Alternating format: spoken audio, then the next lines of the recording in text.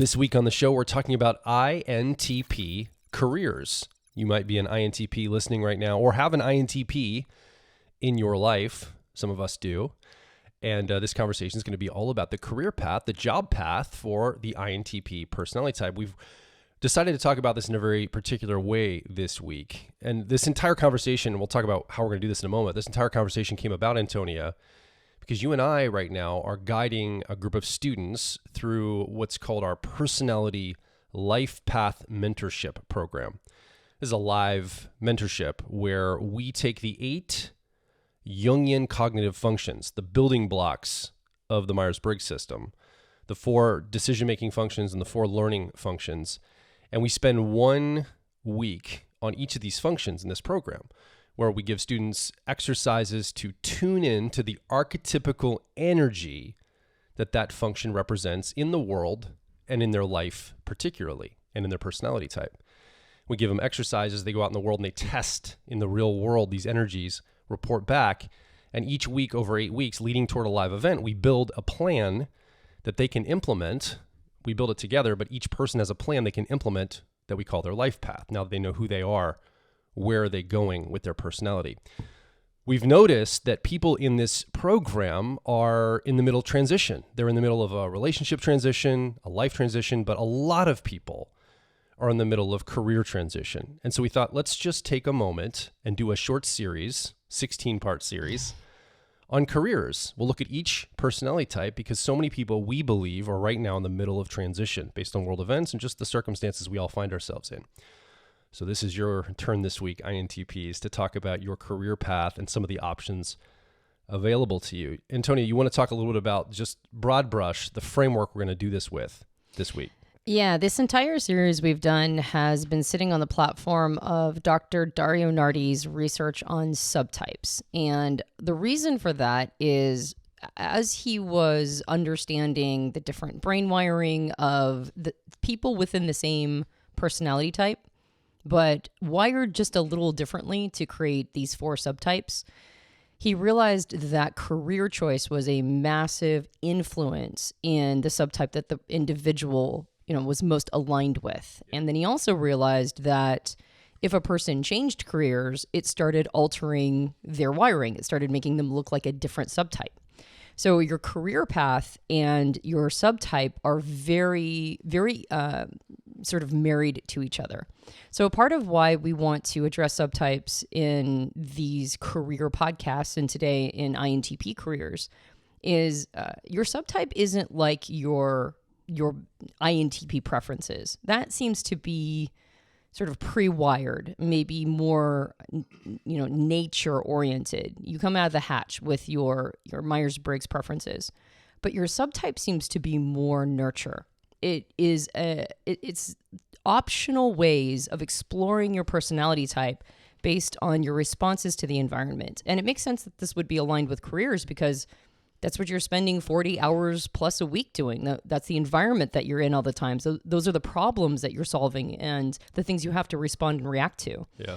So a part of going through this isn't just talking about careers that INTPs would like or excel at. It's also, how do you want to manifest your type? How do you want it to look? What are the aspects of your personality that you would like to explore? And making choices around careers might be a way to sort of expand your relationship to your best fit type. Maybe get some of that money that's being left on the table, figuratively and literally, that can help you access a more breadth in your relationship to your type. Okay, so before we get into that though, Antonia, I went and did my internet research. I have a top 10 list, according to the internets, of INTP careers. You want to hear them? This is Yeah, these are usually pretty good lists. Some of these can be stereotypical, but some, you're an INTP listening, you're like, I do that for a living. That's what I do. Number 1. So these are the INTP careers, according to the internet, top 10. Number 1, software developer. Number 2, data scientist. 3, computer systems analyst. 4, architect. 5, mathematician. There you go. 6, physicist. 7, economist. 8, technical writer. 9, engineer. And 10, university professor as the number 10 for INTP careers. Yeah, that's a pretty decent list. You need a lot of education for almost everything on that. Yeah, So assuming that you've gotten a lot of education under your belt, and as we go through the different subtypes, what's interesting is that those, some of those careers do show up as ideals for certain subtypes, but there's not every career that I drummed up is necessarily on that list. Yeah. Okay, so Dr. Dario Nardi has been doing brain scan research with subjects around personality types. So he knows personality types of individuals. They come into his laboratory. He connects to EEG machines, does a series of exercises and questions, and watches what shows up on the brain scans. He's noticed from the brain scans, there's 4 basic patterns that keep showing up across all types, not just INTPs. And he's clustered these into 4 groupings, a quadrant, if you will. And he also noticed that there was some crossover with Dr. Helen Fisher's work around neurotransmitters. We're not going to go into all the technical science, the deep INTP level technical science today. We're just going to give broad brush information. You can go do some more research on your own. We'll talk about it in both an accessible way, maybe for people new to type, but we'll also go a little deeper into some of this research, just talking a little bit about the neurotransmitters and how we arrive at this cluster of 4 based on the brain scans. What does this look like from a personality type lens with cognitive functions, let's say? So the names of these 4 subtypes is the dominant INTP, creative INTP, normalizing INTP, and harmonizing INTP.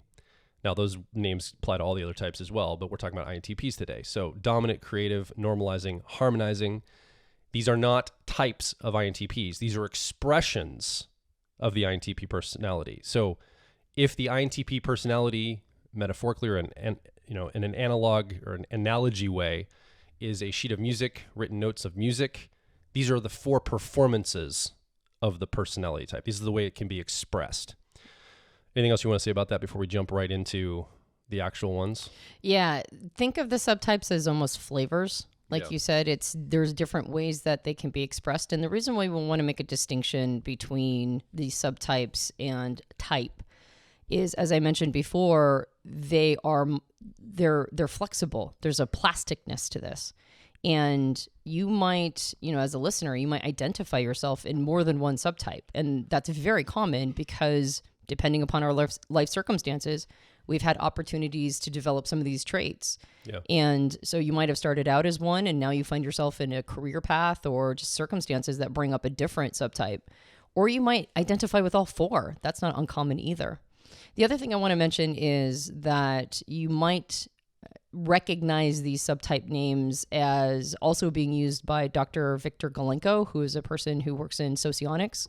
And Dario, with permission, is using these names because they're kind of perfect, actually. Those 4 subtype names are really get to the center of how these subtypes show up. Absolutely. And just to that point, Dario did want to call these variants because he didn't want people to think they're actual types. Yeah. But the word variant was hijacked by world circumstances. So variant has a whole different meaning now. At least for the moment, right? At least for this time period in history, variant is something that has a very specific picture in a lot of people's names. So flavors, subtypes, it gives you the idea.